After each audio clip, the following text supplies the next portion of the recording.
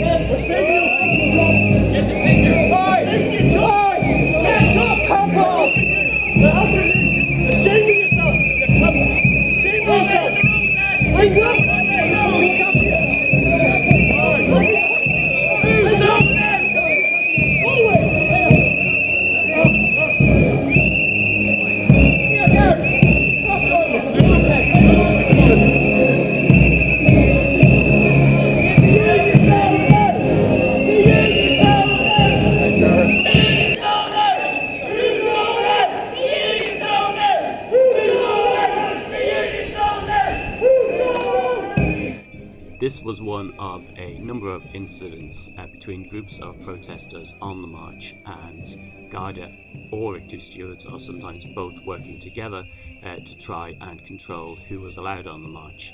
A more serious incident in many ways, although it wasn't confrontational, was towards the end of the demonstration when the Garda and stewards worked together to lead a section of the anti-household tax campaign off the main body of the march and into Merrion Square Park, and eventually out behind the stage.